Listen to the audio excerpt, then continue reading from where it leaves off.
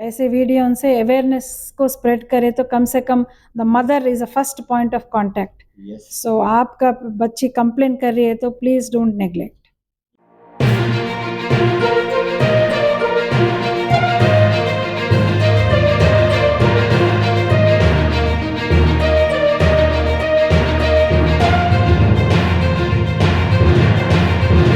नमस्ते, welcome to doctor tips once again guys.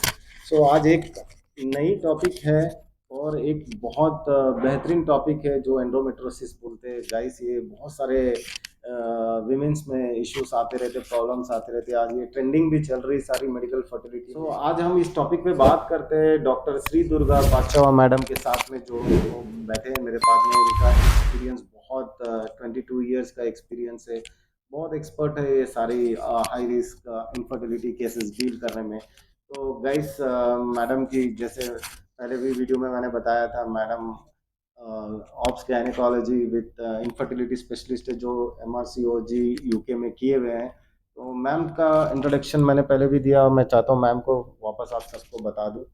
तो ma'am, welcome to doctor tips once again ma'am. तो मैं चाहता था आज ऐसे टॉपिक पे बात करें कि जहाँ पे एंडोमेट्रोसिस आज एक ट्रेंडिंग टॉपिक है।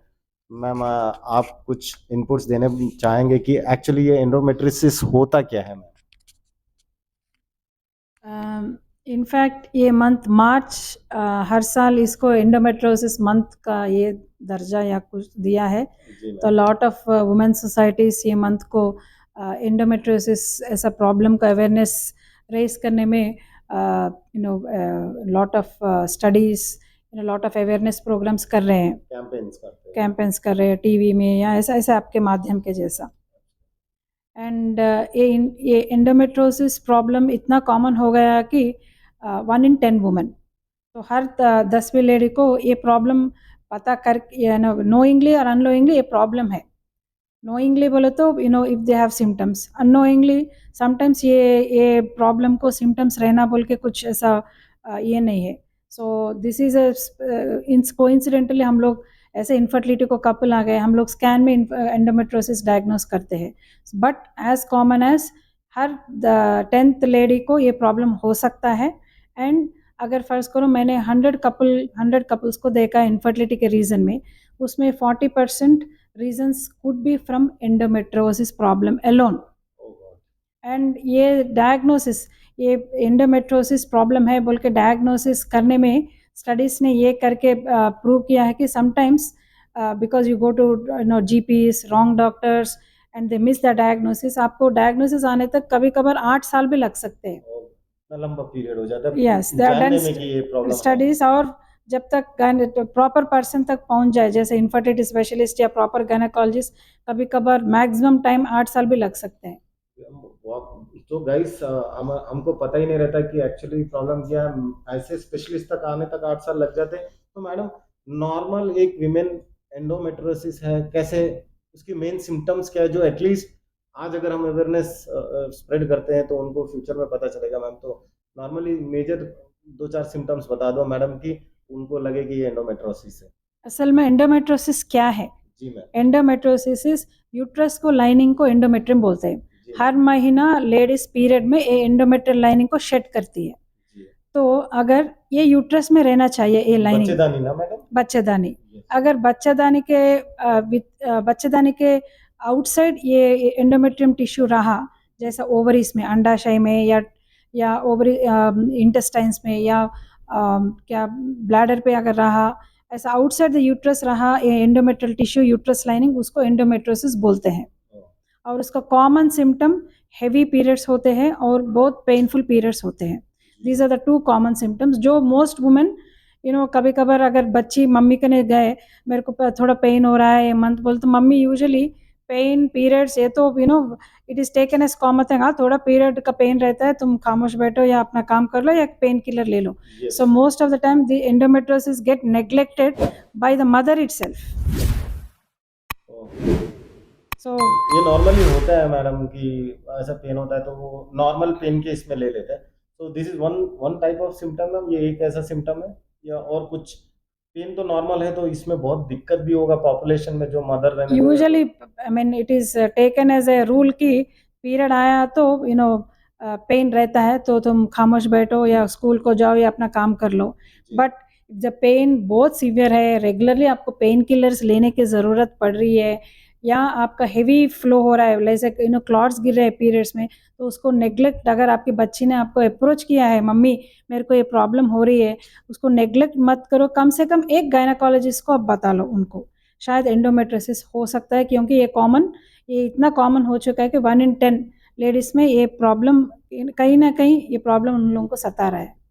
सो गाइस, जिसकी भी बीवी, बच्ची या बहन जो भी है लेडीज में, अगर हेवी ब्लीड हो रहे हैं और ब्लड में क्लॉट्स गिर रहे हैं और पेन किलर लेना पड़ रहा है पीरियड्स के लिए, पीरियड के पेन के लिए, तो गाइस रेगुलरली. रेगुलरली, तो अगर रेगुलरली लेना पड़ रहा है तो गाइस इसको नेग्लेक्ट मत करो. इमीडिएटली मैडम के साथ कनेक्ट करो, ऑनलाइन कंसल्टेशन करो, अपने बच्चों को दिखाओ और ट्रीटमेंट करवाओ. Thank you so much ma'am इसके लिए. क्या ma'am, is it endometriosis is an serious concern है क्या? ये डरने वाली बात है कुछ? इससे बहुत ज़्यादा डेंजर वाला सिचुएशन होता है क्या एंडोमेट्रोसिस? नहीं, या तो मैं नॉर्मल चीज़ है? ये डेंजर सिचुएशन तो नहीं है, जैसा कैंसर है ऐसा उतनी डेंजरस तो नहीं है. बट इमेजिन, ये बच्ची को 12 साल से जब तक उसका ओवरिस का काम करना बंद हो जाए, जैसे 50 ईयर्स तक ओवरिस तो काम करते हैं, पीरियड्स रहता है, तो इमेजिन इतने साल ये women, she has to take this pain and heavy flow every month. So this is a serious problem. So don't neglect this problem. And it can, ये खाली पीरियड से रुकने वाला नहीं है, ये प्रोग्रेसिव डिसीज है.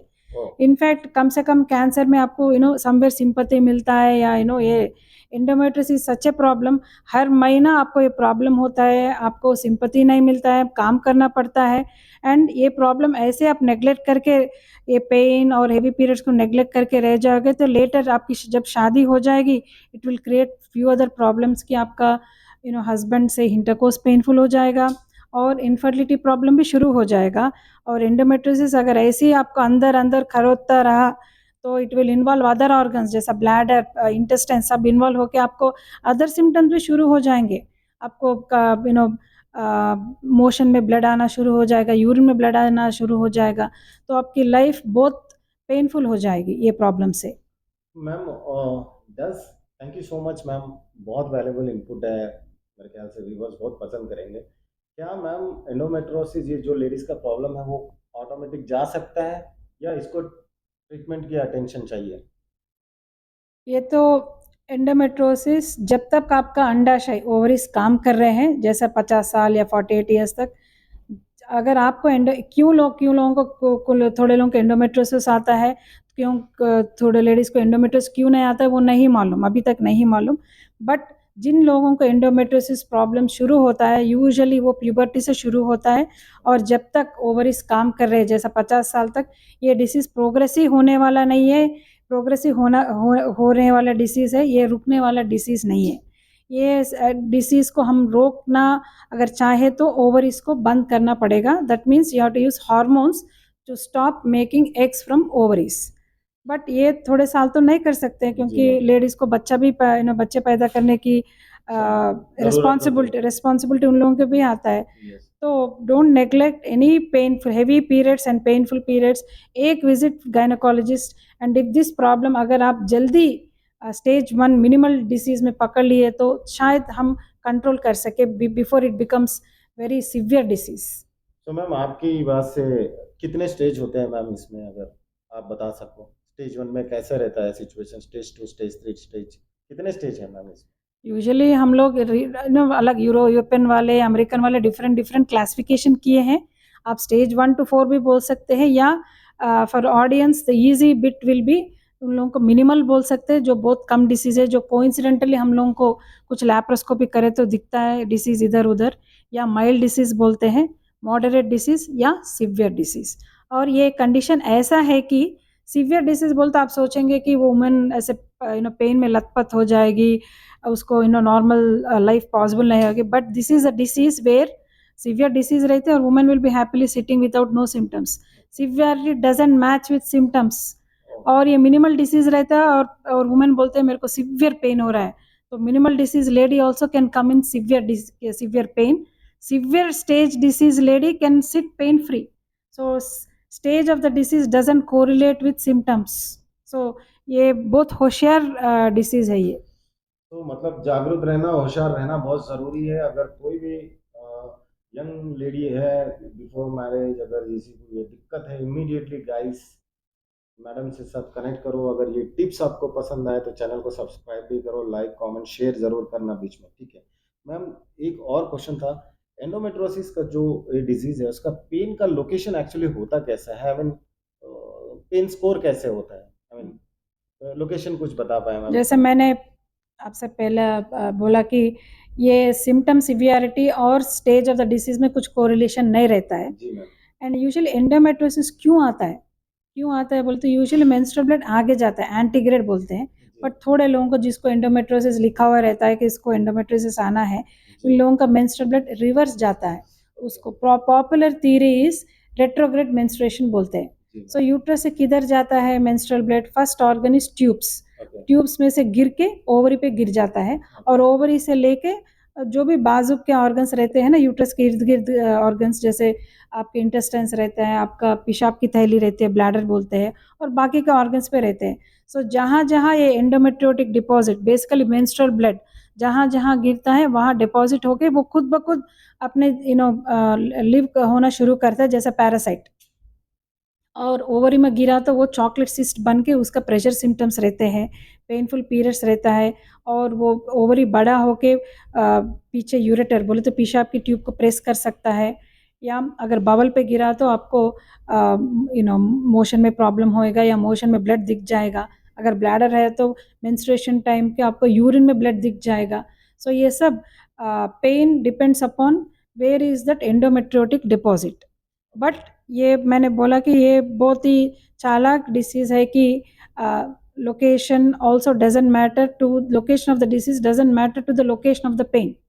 अगर राइट साइड डिपॉजिट है तो राइट साइड ही पेन नहीं रहना बोल के नहीं है, लेफ्ट ज़रूरी नहीं है, लेफ्ट साइड भी आ सकता है क्योंकि नर्व सप्लाई के हिसाब से रहता है. सो वो एंडोमेट्रिक डिपॉजिट कैन इरिटेट, वो जो नस या नर्व्स जाते हैं ना वो इरिटेट करा तो आपको राइट रहा तो भी लेफ्ट में भी पेन हो सकता है. ये बहुत चालाक बीमारी है. Yeah, pain doesn't correlate with location nor severity. Severity भी नहीं बोल सकते पेन के हिसाब से, और लोकेशन भी बराबर नहीं बोल सकते. मोस्टली तो अब्डोमेन पेन होता है, I think ma'am lower abdomen pain होता है ना Usually painful both. यूजुअली. हाँ, ज्यादातर बहुत ज्यादा रहता है. अगर हर बार ऐसे हो रहा है 1-2 महीने 3 महीने 4 महीने देखिए, नहीं तो फिर यू प्लीज कंसल्ट मैम और एंडोमेट्रोसिस. मैम फाइनल क्वेश्चन आपसे ये पूछना चाहता था कि what type of treatment available, लोगों को क्या ट्रीटमेंट मिल सकता है एंडोमेट्रोसिस से बचने के लिए या तो ओवरकम करने के लिए लड़कियों को?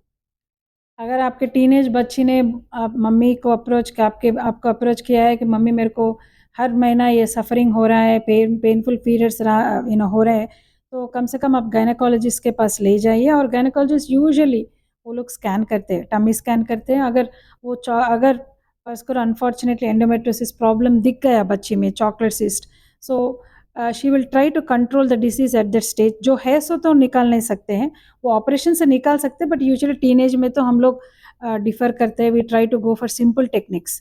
तो हम लोग हार्मोन्स एक प्रोडक्शन बंद करेंगे so that her periods comes very infrequently. हर महीना पीरियड के instead of every month periods हम लोग 3 महीने को एक पीरियड, 4 महीने को एक पीरियड ऐसे दलाएंगे. तो हार्मोनल ट्रीटमेंट से थोड़ा डिसीज़ को कंट्रोल में लाने की कोशिश करेंगे.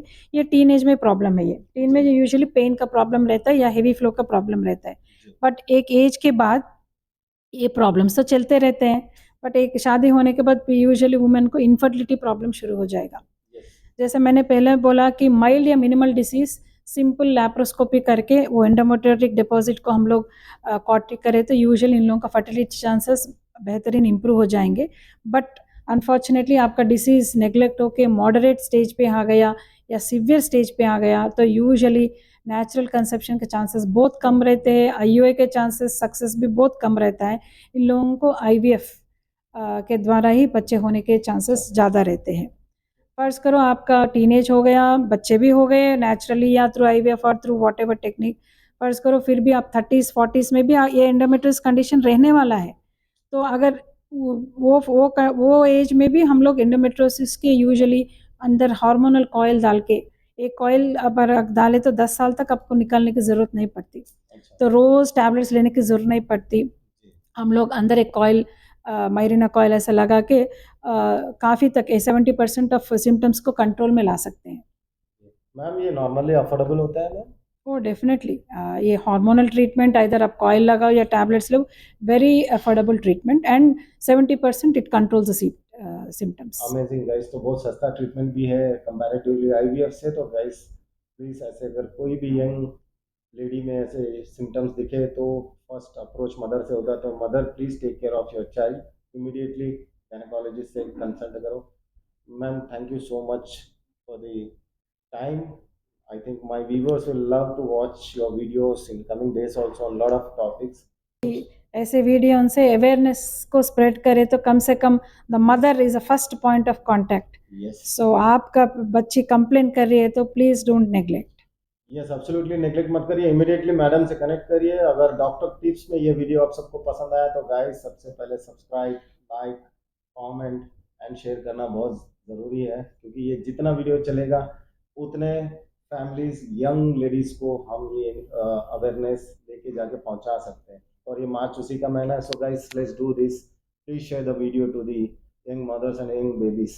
Thank you so much ma'am. Thank thanks you. For watching doctor tips. ऐसे वीडियो आते रहेंगे, लाइक कमेंट शेयर करते रहना गाइस। Thank you.